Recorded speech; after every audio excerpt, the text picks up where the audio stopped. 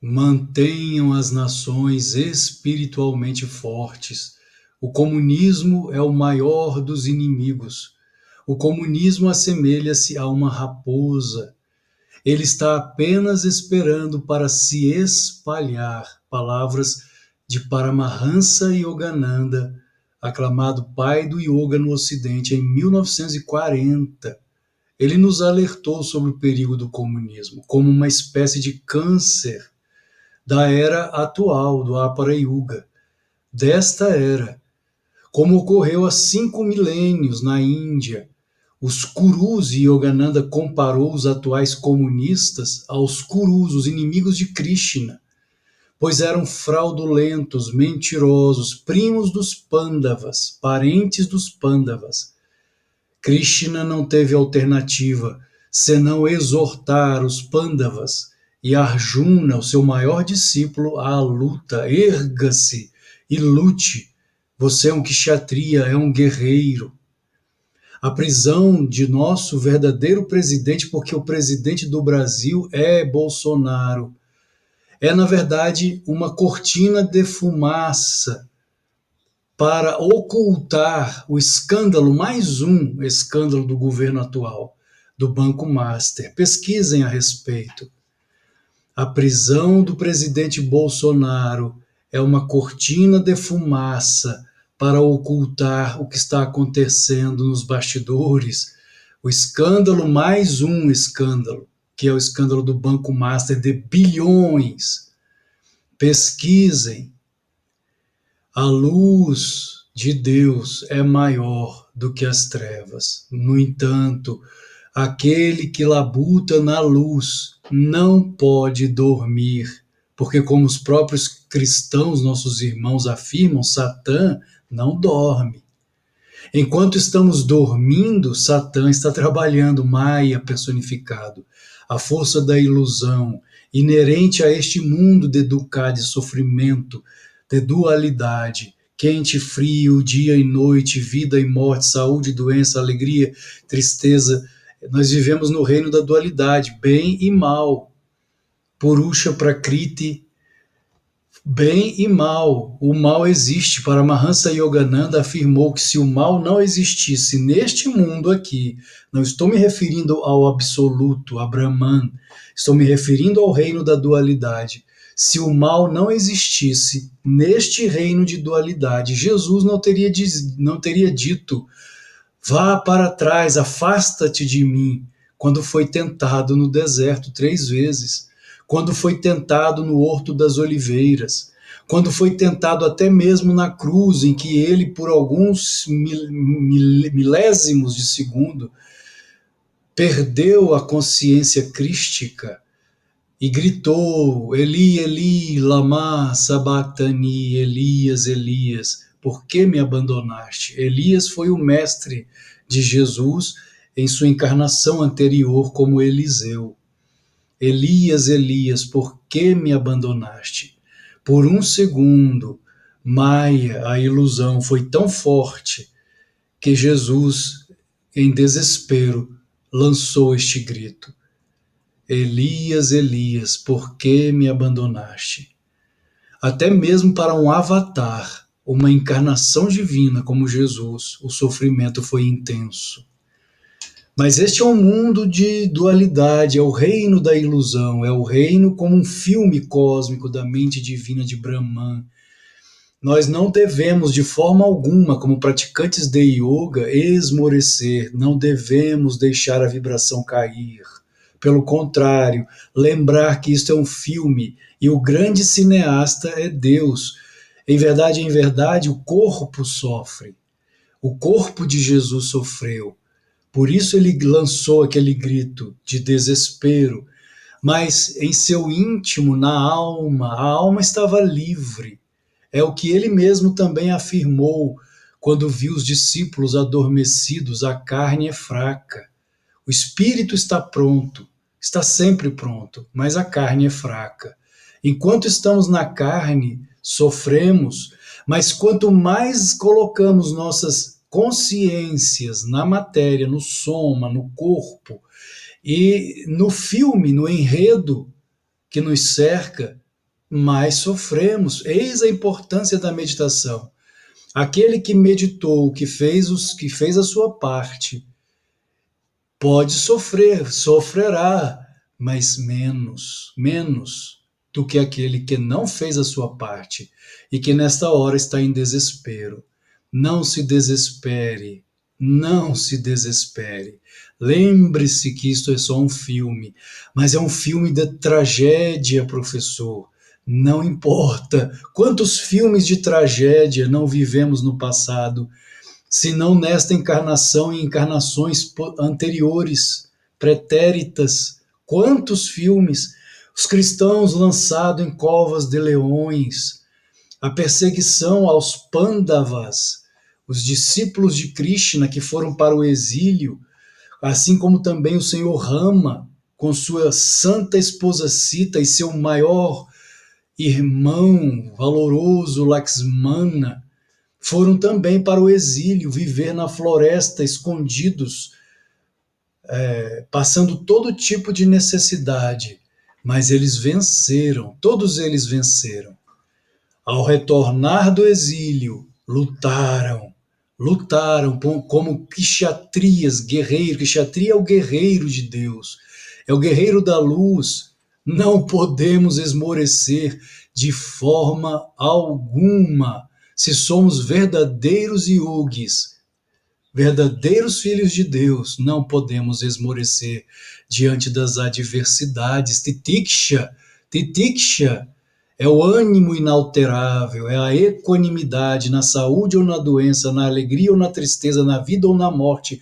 Aquele que está preenchido de ananda, de bem-aventurança, não esmorece diante das adversidades que são inerentes a este mundo, a este filme. O que devemos fazer? Trabalhar internamente, lutar internamente, a batalha de Kurukshetra interna, contra as forças psicológicas do mal dentro de nós mesmos, dos vícios, por meio do Dharma, por meio das práticas contemplativas, meditativas, sem perdermos a consciência do que ocorre à nossa volta. Rajan Sen, ex-embaixador da Índia nos Estados Unidos, ficou estupefato quando viu Yogananda pela primeira vez. Ele disse: o rosto de Yogananda irradiava literalmente luz. Eu percebi que ele era um homem do espírito e, apesar disto, estava totalmente antenado com os acontecimentos políticos do mundo. Yogananda não era um alienado.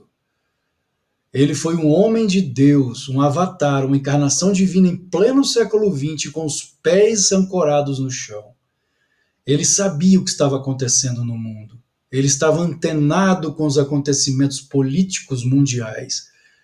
Não foi um alienado. E mais, ele, assim como sua sucessora espiritual, Sridhar Mata, aconselhavam aos monges da ordem da Self-Realization Fellowship a votarem na direita conservadora na Califórnia e nos Estados Unidos. Daya Mata, até 2010, quando ela deixou este mundo, ela aconselhava os monges a votarem na direita conservadora, porque sabiam que o comunismo é o maior inimigo, é o câncer desta era, da era atual. Então, como lutar contra isto? Espiritualidade autêntica, Deus, Deus, Deus, Deus, Deus, Deus. O tempo todo, se você não está meditando, pratique Pranava Japa, a oração, Senhor, livra-nos do mal. Livra-nos do mal, não de forma desesperada. Aquele que ora e que medita não deve ser desesperado. A fé, Shraddha, significa tranquilidade interior. O mundo pode estar pegando fogo lá fora.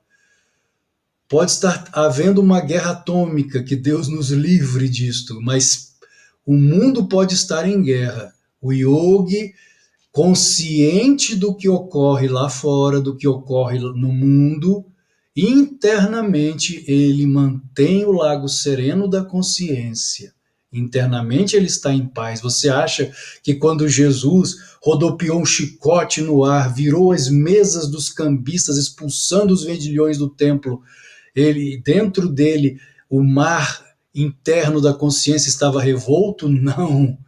Apesar de externamente Jesus demonstrar ira, entre aspas, contra aqueles que estavam vilipendiando o templo, internamente, apesar de externamente ele usar da força, internamente ele estava tranquilo.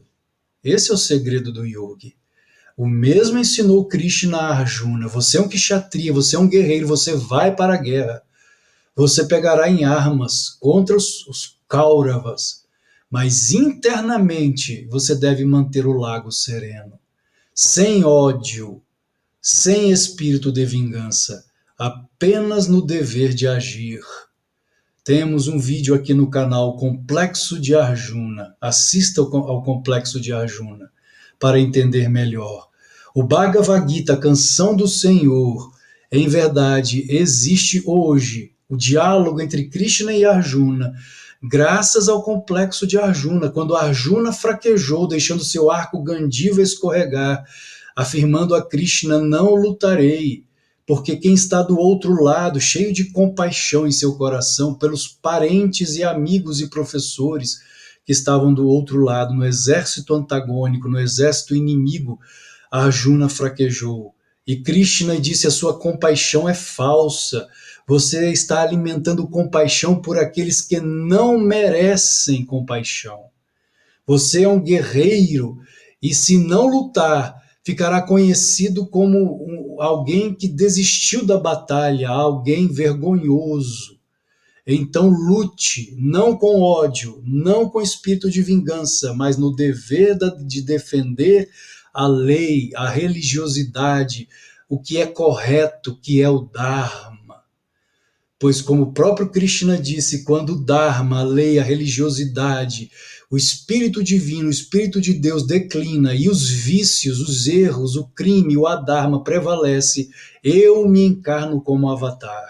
Era após era, para a destruição do mal e a proteção dos justos. E assim tem sido. Em pleno século XX tivemos um avatar, andando pelas ruas dos Estados Unidos para Mahansa Yogananda. E ele afirmou: mantenham as nações espiritualmente fortes, para que o comunismo ímpio não se espalhe. É uma raposa que fala em democracia, mas promove a ditadura, que fala em igualdade, mas leva a todos na igualdade, na miséria material, na miséria moral, na miséria intelectual e na miséria espiritual. Que fala a respeito dos pobres, mas leva cada vez mais nações à bancarrota, à miséria e até ao holodomo, à morte pela fome, como ocorreu na Ucrânia de 1932 a 1933, em que a população ucraniana morreu literalmente de fome, o holodomo. O nazismo foi uma ponta de lança de Stalin, o maior ditador russo do século XX. Joseph Stalin usou Hitler. Hitler foi uma criação de Stalin. As armas utilizadas pelos nazistas vinham da União Soviética. Mas então como que Hitler invadiu a Rússia? Invadiu a Rússia porque era um demônio que queria conquistar até mesmo o seu criador, Stalin, que era outro demônio ainda maior, que matou muito mais. Stalin matou muito mais como comunista do que o próprio Hitler. Isso é história, isso é fato histórico. Então, queridos, não devemos esmorecer. A prisão do nosso querido irmão e amigo da nação, amigo da pátria, que fez com que o povo brasileiro voltasse a amar o Brasil. Isso é Parivānika Dharma, o amor à pátria, Parivānika Dharma. A prisão dele nada mais é que uma cortina de fumaça para ocultar mais um escândalo, talvez o maior deste governo. Uma cortina de fumaça, apenas para isto. Mas o bem, no final, sempre vence, pode demorar. mas o bem vence. Nós não podemos esmorecer, não podemos também adivinhar, não somos profetas para saber quando a luz vencerá. Não sabemos quando, mas quando chegarmos ao fundo do poço, e talvez já tenhamos chegado, só Deus sabe, somente o karma, o nosso mau karma, se isso está acontecendo, é o nosso mau karma, não se engane. Ah, mas o Brasil foi declarado por psicografias de Chico Xavier, o coração do mundo e a pátria do Evangelho. Por que isso está acontecendo? Não importa a luz que o Brasil possa ter, ele também tem trevas. Todas as nações têm bom karma, mau karma. E quando isso pesa na balança, não há escapatória. Nós devemos pagar nossas dívidas kármicas. Nós não sabemos, somente Deus sabe qual é o karma do Brasil. Mas cedo ou mais tarde nos livraremos de todo esse mal, mas é preciso lutar, é preciso não esmorecer, é preciso ser um kshatriya, um guerreiro de Deus, um guerreiro da luz, para continuar lutando e não abandonarmos a nossa terra natal, o nosso querido amado Brasil. Namastê, paz e bem.